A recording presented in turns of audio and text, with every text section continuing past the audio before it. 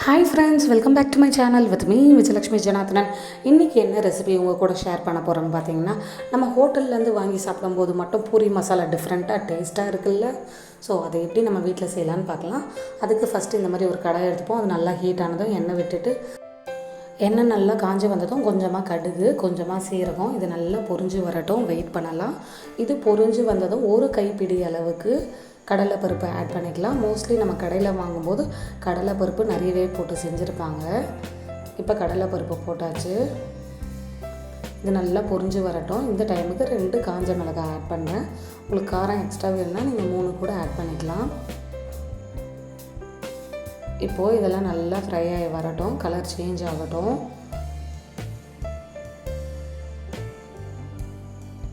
இது கலர் நல்லா சேஞ்ச் ஆனதும் கொஞ்சமாக பார்த்திங்கன்னா பெருங்காயத்தூள் ஆட் பண்ணிக்கிறேன். நீங்கள் பெருங்காயம் கட்டி இருந்தாலும் உடச்சி சேர்த்துக்கலாம், நல்லா டேஸ்ட்டாக இருக்கும். கொஞ்சமாக கருவேப்பிலை. இதெல்லாம் நல்லா பொரிஞ்சு வரட்டும், வெயிட் பண்ணலாம். பொரிஞ்சு வந்ததும் நான் நீளமாக கட் பண்ணி வச்சுருக்கேன் ஒரு பெரிய லார்ஜ் சைஸ் வெங்காயம், அதை ஆட் பண்ணிக்கலாம். வெங்காயம் நிறையவே சேர்ப்பாங்க. இப்போ காரத்துக்கு பார்த்திங்கன்னா 2-3 பச்சை மிளகாய் ஆட் பண்ணிக்கலாம் காரத்துக்கு ஏற்ற போல். 6 பல் பூண்டு, ஒரு பீஸ் அளவுக்கு இஞ்சி, இதெல்லாம் நல்லா அரைச்சி எடுத்துருக்கேன்.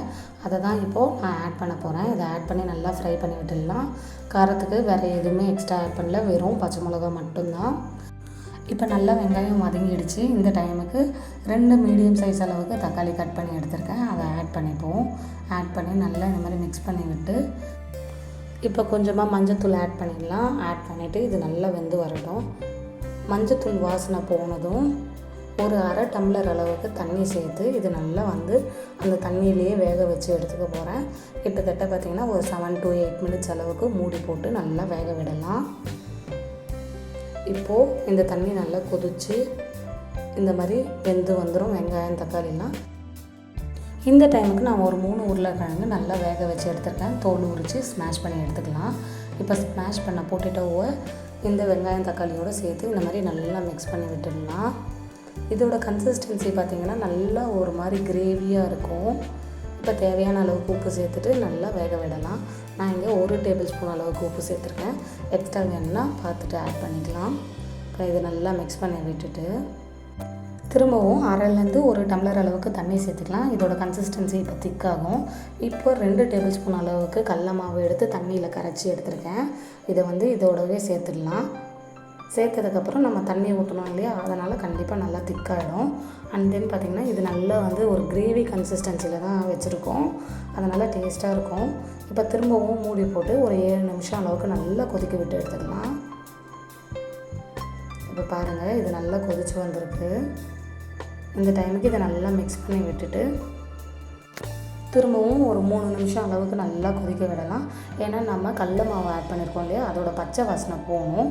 இப்போ நான் எக்ஸ்ட்ரா ஒரு 1/2 டேபிள் ஸ்பூன் அளவுக்கு சால்ட் போட்டுட்டு இது எப்படி நல்லா சலசலன்னு கொதிக்குது பாருங்கள். அந்த மாதிரி கொதிக்க விட்டு இந்த கன்சிஸ்டன்சி நம்ம 1 கிளாஸ் தண்ணி ஊற்றணும்னா அது 1/2 கிளாஸாக மாறுற அளவுக்கு வெயிட் பண்ணலாம்.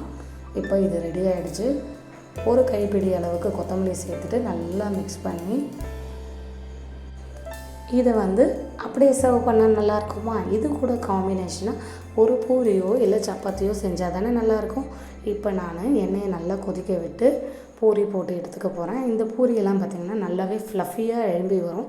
இது எப்படி இந்த மாதிரி எழும்பி வருதுன்னு நான் உங்களோட ட்ரிக்ஸ் அண்ட் டெக்னிக்கெல்லாம் நெக்ஸ்ட்டு வர ஃப்யூச்சரில் இருக்க வீடியோவில் ஷேர் பண்ணுறேன். அப்போ நம்ம தெரிஞ்சுக்கலாம். நான் போடுற எல்லா பூரியும் பார்த்திங்கன்னா இந்த மாதிரி புஃப்னு தான் எழும்பி வரும். அண்ட் தென் சாப்பிடும்போது நல்லா சூப்பராக இருக்குங்க. இந்த மாதிரி நல்லா அதை உடச்சி விட்டு சாப்பிட்டோன்னா சான்ஸே இல்லை. பூரியும் இந்த மாதிரி பூரி மசாலாவும் காம்பினேஷன் நீங்கள் ஹோட்டலுக்கே போக வேணாங்க, வீட்டிலே செய்யலாம். ஹோட்டல் என்னன்னா எந்த எண்ணெயில் செய்வாங்கன்னு தெரியாது. பட் வீட்டில் நமக்கு பிடிச்சவங்களுக்காக நம்ம சமைக்கும் போது இந்த மாதிரி ரெசிபிகளை எப்படி சுவையாகவும் டேஸ்ட்டாகவும் இனோவேட்டிவாகவும் செய்யலான்னு பல வீடியோக்கள் நான் ஃப்யூச்சரில் உங்கள் கூட ஷேர் பண்ணிக்கிறேன். இது வரைக்கும் எனக்கு சப்போர்ட் பண்ணதுக்கு ரொம்பவே நன்றி. மேலும் மறக்காமல் என் சேனலை சப்ஸ்கிரைப் பண்ணிவிட்டு சப்போர்ட் பண்ணுங்கள். தேங்க்யூ ஃபார் வாட்சிங்.